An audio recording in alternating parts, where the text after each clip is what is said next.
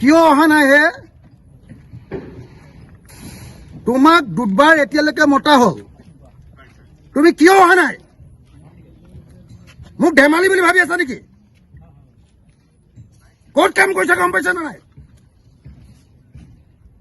দালালি কৰি ঠিকা ল'বা, তাৰপিছত কাম কৰি চাবলৈ নাহা। ধেমালি পাইছা? কামবিলাক কাকো দেখুৱাবলৈ কোনো মানুহ নাই ইয়াত। প্ৰজেক্ট মেনেজাৰ ফোন মাৰিছে, 1 ঘণ্টা আধা ঘণ্টা ধৰি তুমি ফোন নধৰা। আজিহে তোমাৰ ডক্টৰ তাত গ'ল। মই যিদিনা তোমাক খবৰ দি মাতিলো সেইদিনা তোমাৰ ডক্টৰ ৰোহিত চৌধুৰী আজি কি আছে? তাৰ নিজৰ বেমাৰ নে তাৰ পত্নীৰ বেমাৰ? গভাৰৰ কি আছে আজি? ননচেন্স।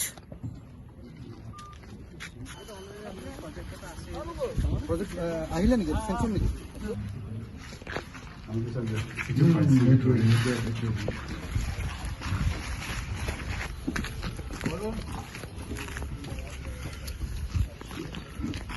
বামন দা তেওঁ নহা নাই নেকি?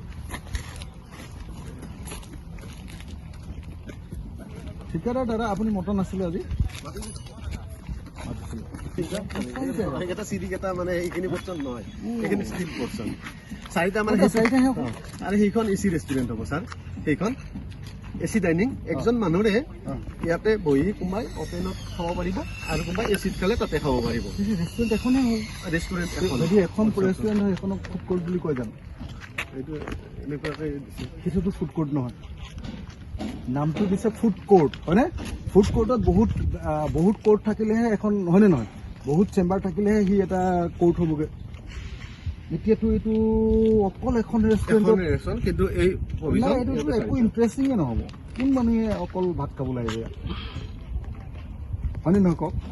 ইয়াত থাকিব লাগিব আপোনাৰ কি কয় আপোনাৰ ডমিন'জ থাকিব লাগিব, ইয়াত থাকিব লাগিব কি কয় এইবিলাক আমাৰ ল'ৰাবিলাকে যে খাই যে খুব KFC থাকিব লাগিব, ইয়াত থাকিব লাগিব আপোনাৰ হেৰি কি কয় এইটো পিজ্জা হাট থাকিব লাগিব, তাৰপিছত আমাৰ মেকডোনাল্ড থাকিব লাগিব, হয়নে নহয়? তাৰ পাছত আমাৰ অসমীয়া খাদ্যৰ এইটো বোলে কাৰ্বি খাদ্য, এইটো বোলে নাগা খাদ্য, এইটো বোলে মিচিঙৰ খাদ্য, এইটো বোলে অসমীয়া ভাষীৰ খাদ্য। তেতিয়াহ'লে এইটো ইণ্টাৰেষ্টিং হ'লহেঁতেন। আপোনালোকে নামটো দিলে ফুড কোৰ্ট, কিন্তু ইয়াত অকল এখন ৰেষ্টুৰেণ্ট থাকিব। এইটোতো লগাওকচোন আপোনালোকৰ ঠিকাদাৰ ফোনটো লগাওক। পৰা নাই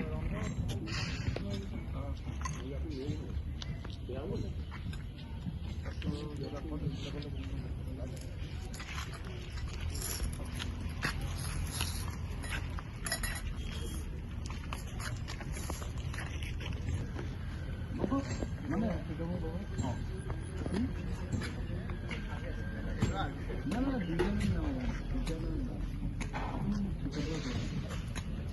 আপোনালোকৰ মোৰ ঠিকাদাৰ যাৰ নামত আমি ইয়াত লগাই দিওঁ, অফিচত লগাওক বা ইটো নামতে আপোনাৰ গোটেই দিনটো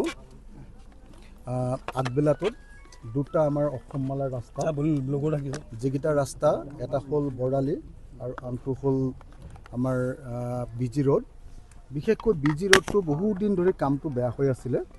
আজি ঠিকাদাৰ, এক্সিকিউটিভ ইঞ্জিনিয়াৰ চবকে লগত লৈ, বৰালিৰ ঠিকাদাৰ এক্সিকিউটিভ ইঞ্জিনিয়াৰ, BG ৰোডৰ ঠিকাদাৰ এক্সিকিউটিভ ইঞ্জিনিয়াৰ আৰু ছাইট ইঞ্জিনিয়াৰ সকলোকে লগত লৈ ভ্ৰমণ কৰিলোঁ। আৰু অহা 15 জুলাইৰ ভিতৰত BG ৰোড আৰু আমাৰ বৰালিৰ এটা ঠাইতো যাতে ক'তো ভগা থাকিব নোৱাৰে, গাঁত পিট হৈ গৈছে যে সেইটো যাতে থাকিব নোৱাৰে, কোনো মানুহৰ যাতে অসুবিধা নহয় তাৰ ব্যৱস্থা কৰিবৰ কাৰণে মই নিৰ্দেশ দিছোঁ। অহা 15 জুলাইত মই আকৌ আহিম। যদি BG ৰোড আৰু বৰালিটো সঠিকভাৱে যদি মানে মেৰামতি, এতিয়া মেৰামতি কমপ্লিট কাম শেষ নহয়, গোটেইখিনি যদি ক'ত ক'ত ভাগি আছে, ক'ৰবাত পানী জমা হৈছে, এইটো যদি ঠিক কৰি নিদিয়ে তেতিয়াহ'লে কঠোৰ ব্যৱস্থা ঠিকাদাৰৰ ওপৰত লোৱা হ'ব। মই আজি টাই মিউজিয়াম, আমাৰ শিৱসাগৰত নিৰ্মাণ কৰি থকা 16 কোটি টকাৰ টাই মিউজিয়াম আৰু 142 কোটি টকাৰ ৰংঘৰ প্ৰকল্প চাবলৈ আহিছিলোঁ।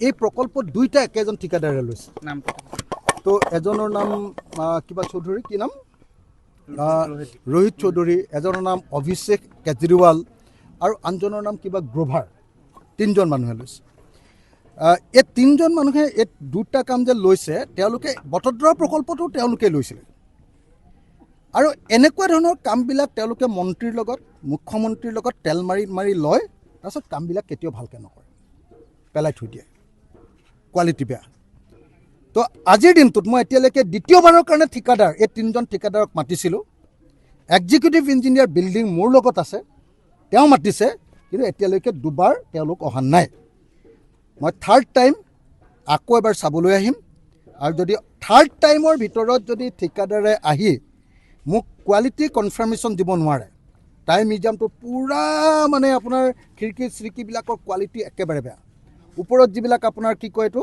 এই হেৰি লগাই যে চাৰ্টটো কি বুলি কয় এইবিলাক চিলিং ফল চিলিং লগাই আছে সেইবিলাকৰ কোৱালিটি দেখিলে আপোনাৰ হাঁহি উঠিব হা ৰংঘৰ প্ৰকল্প চাবলৈ আহিলেও ইয়াত কোনো ধৰণৰ প্লেনিং নাই হা কেতিয়া কি কৰিব কেনেকৈ কৰিব আপুনি ৰাস্তাটো যাবলৈকে ৰাস্তা নাই ক'তো এতিয়া এই মুহূৰ্তত খোজকাঢ়িব হা কেইটামান টেকনিকেল কথা আছিলে পাতিবৰ কাৰণে কোনো ব্যৱস্থা নাই ইয়াত হা গতিকে একদম স্পষ্টকৈ জনাই দিছোঁ যে ৰোহিত চৌধুৰী অভিজিত কি কয় কেজৰিৱাল আৰু অভিষেক নে অভিজিত কেজৰিৱাল আৰু গ্ৰোভাৰ এই তিনিজন ঠিকাদাৰে যদি অতি সোনকালে শিৱসাগৰলৈ আহি সঠিক ৰূপত কোৱালিটিৰ কাম যিমতে এষ্টিমেটত আছে সেইমতে কাম যদি আৰম্ভ নকৰে তেওঁলোকৰ ওপৰত কঠোৰ ব্যৱস্থা গ্ৰহণ কৰা হ'ব মই এটা কথা জনাই দিছোঁ যে মুখ্যমন্ত্ৰীৰ লগত ভাল হৈ বা কোনোবা মন্ত্ৰীৰ লগত ভাল হৈ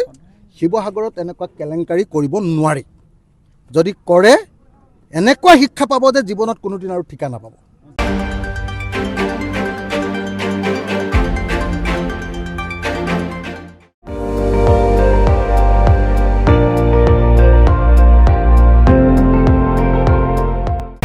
আপুনি চাই আছে ND24 সৰ্বশ্ৰেষ্ঠ নহয় সৰ্বোত্তমৰ দৌৰত